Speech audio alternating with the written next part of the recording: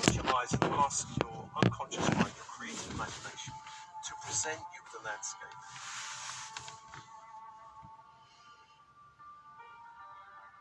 Do not try and visualize the landscape, just allow it to be presented to you.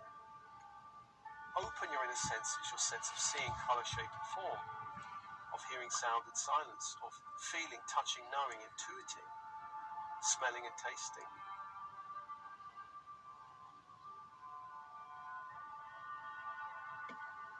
Allow the landscape to rise up around you. How does this landscape look or feel? Standing in this landscape, how happy or peaceful do you feel here? Imagine you can explore this landscape. Perhaps there are areas of this landscape that need cleaning up or transforming in some way. Imagine you could transform any part of this landscape into something more expansive, elegant, freeing, abundant, or loving. Whatever qualities are important to you in this area of your life.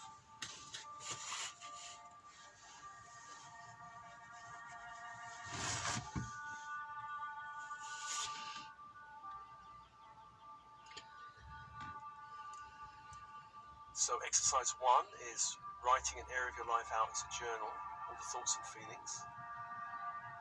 Exercise 2 is a play, book or film you've been drawn to over and over again.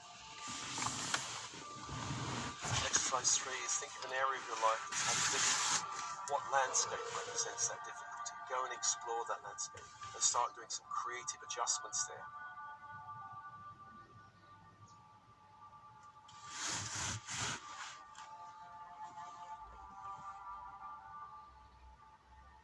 Finally, I just want to say there are a number of meditation tracks, the various tracks on my channel designed to help neutralize, clear, and reverse limiting stories. For example, I've got a number of affirmation tracks which are very useful. There are also tracks designed to work on ancestral energies and other lifetime energies touching you now in this lifetime.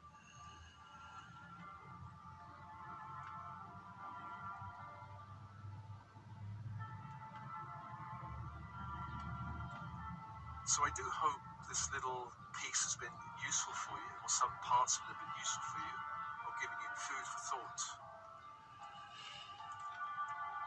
As always, I share this with many blessings, love and blessings.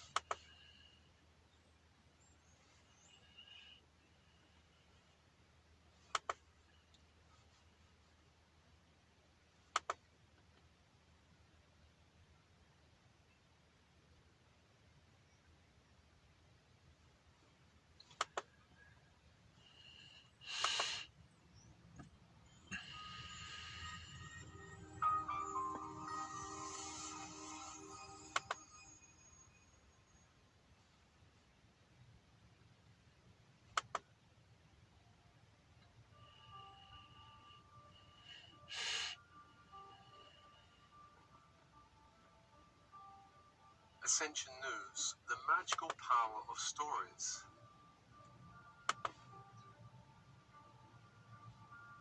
Starseeds are pioneers in consciousness. They are the way showers, magicians, creators, and co-creators of reality.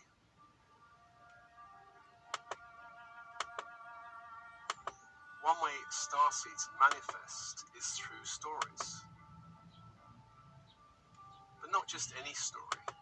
They weave around them joyful, loving, magical stories that allow, attract, and create magic all around them.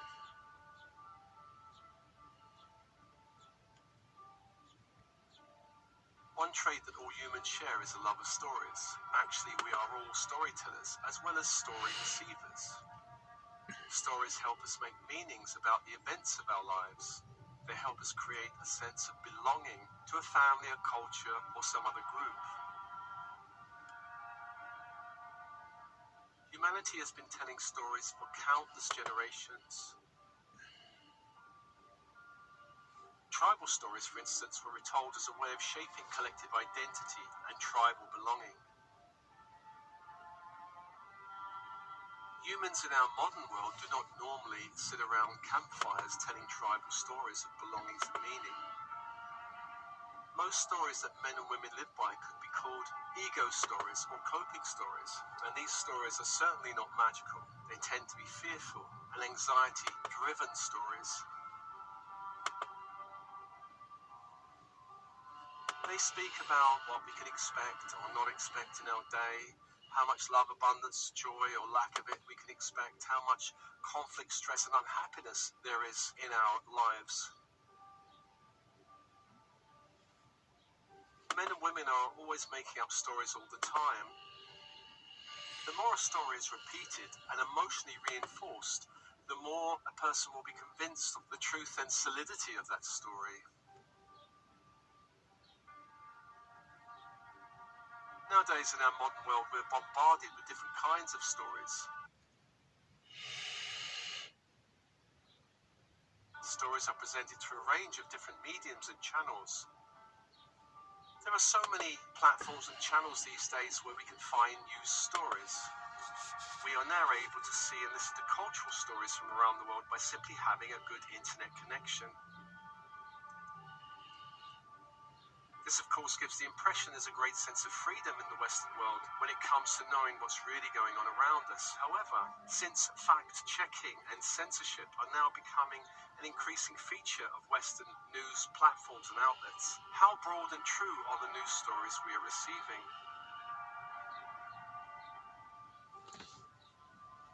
We could be tempted into thinking that different journalists are coming up with similar perspectives, meaning that these stories must be true. Heaven forbid they're just reading a script handed down to them by some higher power or authority seeking to control all the important narratives being put out into the public domain. Okay, let's go to the beginning of our own personal story, which is our birth. In our family of birth, we're receiving stories all the time. These stories may be hopeful or hopeless, inspiring or depressing, expansive or contracting, empowering or disempowering.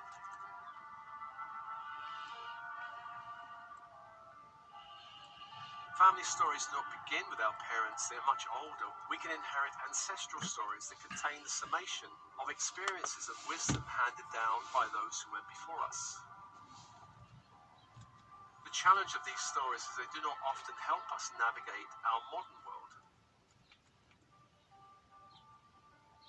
Perhaps we have an old family or ancestral story that more or less says stay safe, avoid taking too much risk, avoid having perhaps even too much wealth, because wealth may be dangerous, since others may seek to cheat us or steal from us. Ancestral stories may contain elements of heartbreak, betrayal, sudden reversals of fortune, and so on. The dominant unresolved patterns within these stories are the ones that tend to be passed down through the generations for some form of healing and resolution.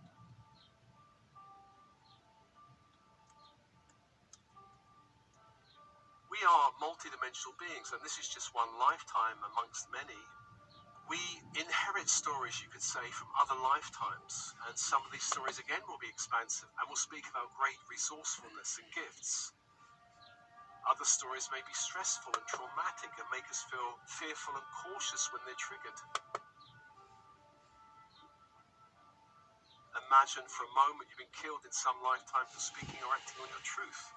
Then in this lifetime you come to a spiritual choice point where you feel you want to align with the truth of your being. This creates a certain internal tension as one part of you wants to awaken and another part of you wants to stay safe and not replay any trauma that happened from some other lifetime. In terms of ascension and spiritually waking up, we start to become aware of a whole range of stories within us that seek to encourage or limit our light. When we wake up from the sleepiness of this 3D world, then we realize that although we live in a dimension with certain laws about time, our true point of power is always in the present moment.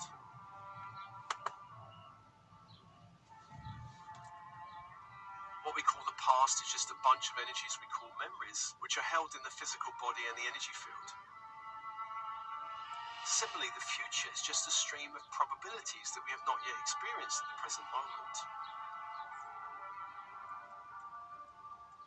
Our relationship with the past and with the future can be renegotiated from the present moment.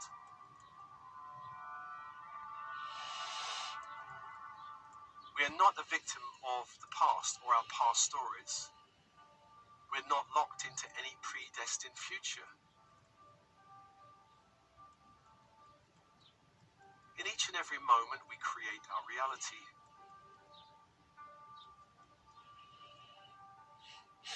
Let's take a look at some of our beliefs. For example, the belief someone might hold that life is fundamentally not fair. And this belief can become a sort of lens through which the past is viewed, and also the present and future is viewed. This focus will encourage the unconscious mind to sort through all experiences in the past to find instances where life could be considered unfair. There may be memories that could be framed this way, even though through the eyes of another that does not hold this belief, a very different version of events will be presented. Such a strongly held belief in the unfairness of life will place a lens over everything in everyday life. Perhaps the person will read articles in the newspaper that reinforces this belief. Any strongly held belief will encourage the unconscious mind to either ignore any evidence that runs counter to the belief, or encourage the unconscious mind to reframe the evidence so that it fits with the current narrative. There's an example of a story I heard once in a personal development seminar. It was told as if it was true. And this story was about a psychiatrist who had a patient that firmly believed he was a zombie. In the story, at a certain point, the psychiatrist asked the patient if zombies bleed. I think he was getting quite frustrated at this point.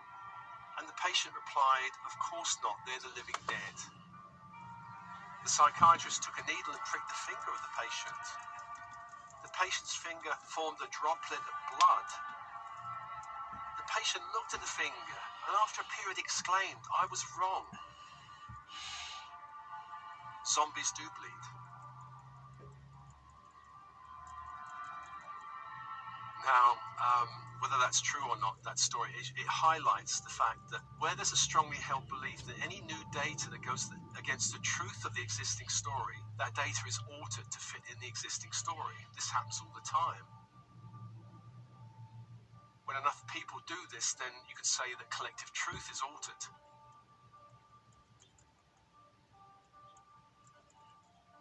Take the example of 9/11.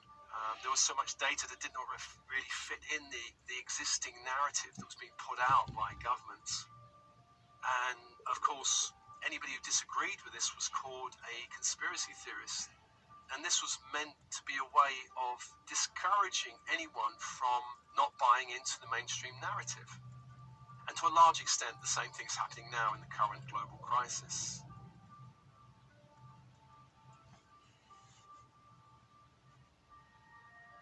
We are not at the mercy of any story or any belief.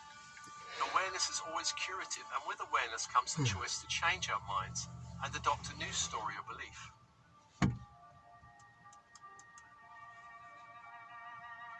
For instance, a person growing up in a family where there was little joy or happiness, the guardians may have focused much of their energy and time on complaining and blaming.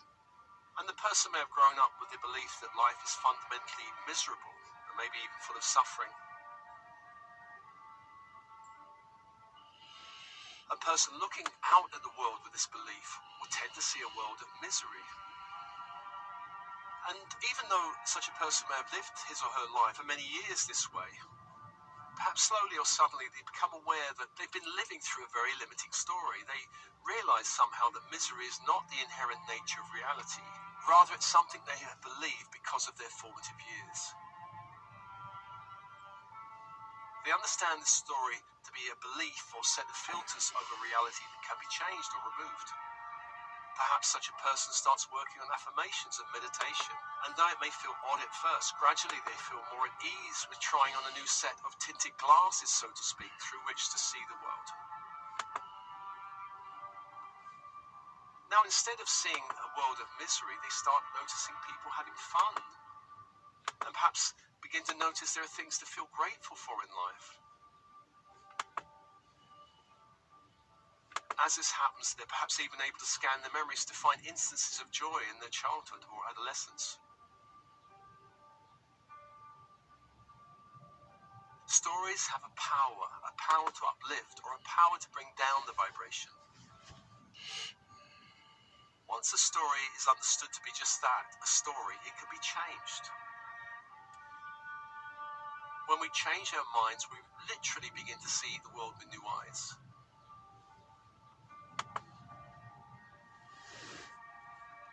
When a limited story is changed, then even difficult past experiences can be seen and evaluated in a fresh light. Happier memories perhaps may come to the surface, ones that could not previously be found because the unconscious mind was not even looking for them.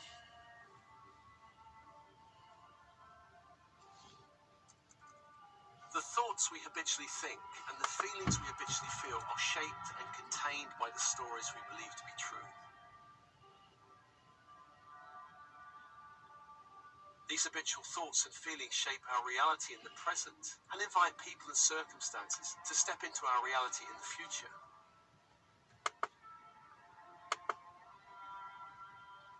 We could say that the thoughts and feelings we dwell on are what determine our experience of life. We could also say the circumstances we find ourselves in are reflections of our most persistent thoughts, feelings, and stories.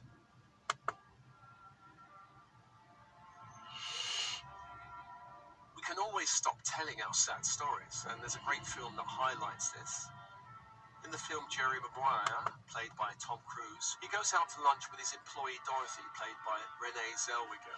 They're just colleagues, but Dorothy is harboring a serious crush on Jerry Maguire. They begin to discuss their personal lives, and Jerry begins to recall his most recent romantic failure. At this point in the film, Dorothy leads in and says, "Jerry, let's not tell our sad stories." I thought that was such a brilliant moment in the film, and that line stayed with me ever since.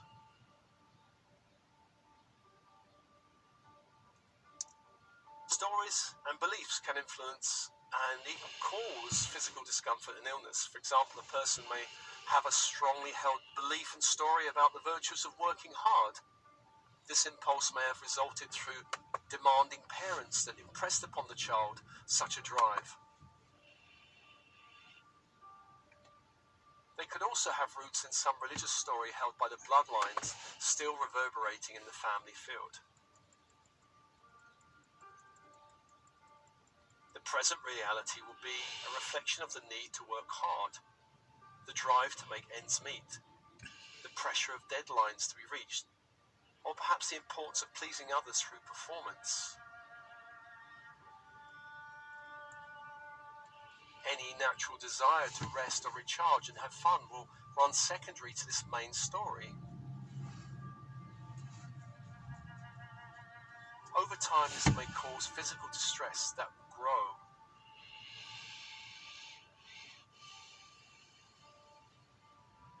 Let's perhaps add another element to this example. Imagine the person who believes in hard work had a difficult relationship with one or both parents.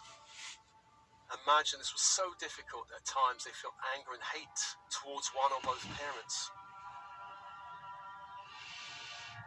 But they also grew up with the message it was wrong to feel that way. So on the one hand, there were strongly held feelings that were repressed because of the idea it was wrong to express those feelings.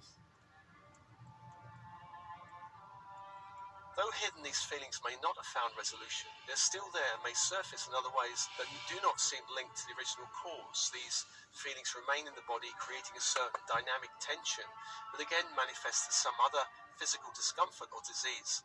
And this continues until the original cause is uncovered and dealt with.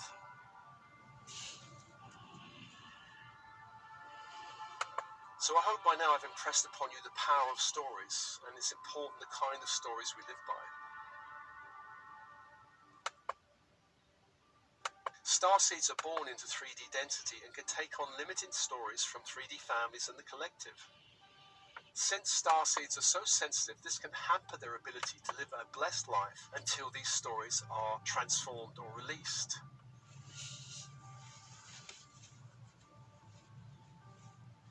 I want to emphasize everything can be transformed, healed, and cleared in the present moment. Starseeds especially have this ability as they begin to awaken.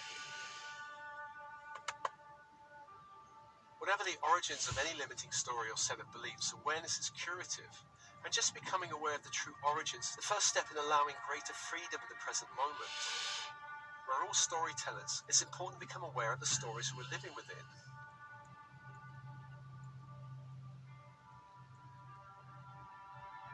One important healing tool when it comes to transforming stories is the imagination. Imagination is important because it's a gateway to speaking to our unconscious mind. There are many other benefits in working with the creative imagination. For example, athletes and actors use the imagination to retrain their bodies and minds for upcoming events. But for now, there's just a couple of exercises at working with stories and beliefs. The first exercise is think of an area of life you have difficulty with, perhaps money, work, relationships, or health. Get out a journal and write all your thoughts and feelings about this area. Censor nothing. Let it all out. Just channel the energy all out onto paper. When you've finished, put it away. Then in a few days, reread what you have written. As far as possible, imagine you are reading the ideas and opinions of someone else, and your job is to uncover what this person really believes about this area of their life. You're evaluating it in three ways. What they believe is possible and impossible for them in this area of their life. What they believe they are capable of achieving or incapable of achieving in this area of their life. Or how they feel worthy or unworthy in this area of their life.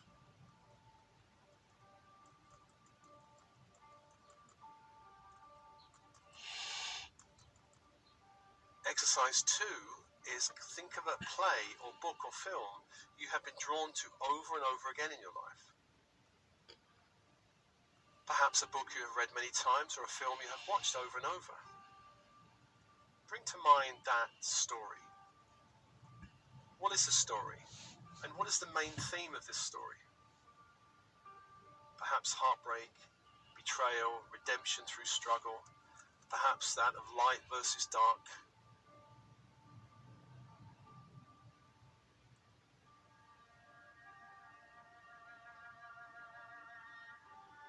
Who are the main characters you sympathize with? Who are the ones that repel you? This story and all of the characters in it relate to one of your own personal stories. What would you love to change about this story if you could? Perhaps something in the characters, or something about the theme, or something about the ending.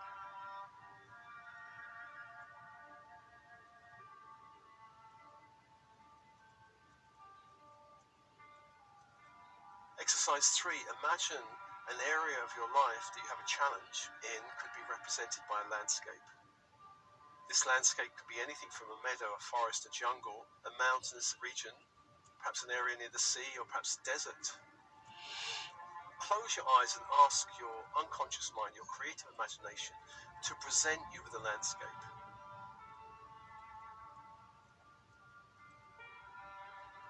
Do not try and visualize the landscape, just allow it to be presented to you. Open your inner senses, your sense of seeing, colour, shape and form, of hearing sound and silence, of feeling, touching, knowing, intuiting, smelling and tasting.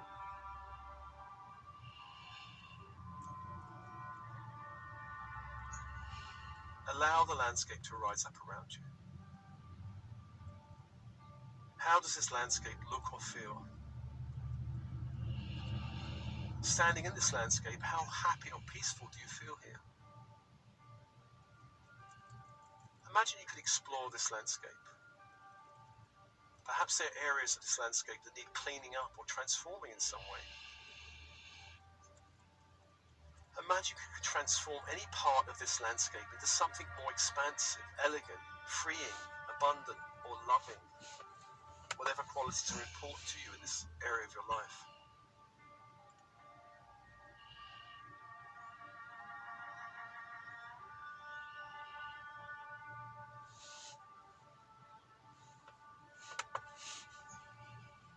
So exercise 1 is writing an area of your life out as a journal, all the thoughts and feelings. Exercise 2 is a play, book or film you've been drawn to over and over again. Exercise 3 is think of an area of your life that has a difficulty. What landscape represents that difficulty? Go and explore that landscape and start doing some creative adjustments there.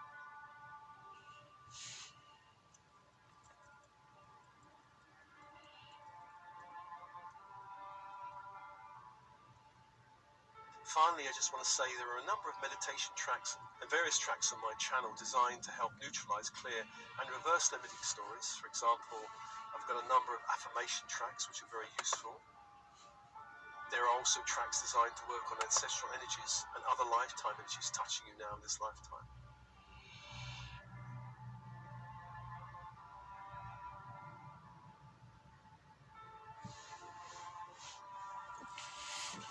So I do hope this little piece has been useful for you, or some parts of it have been useful for you, or given you food for thought.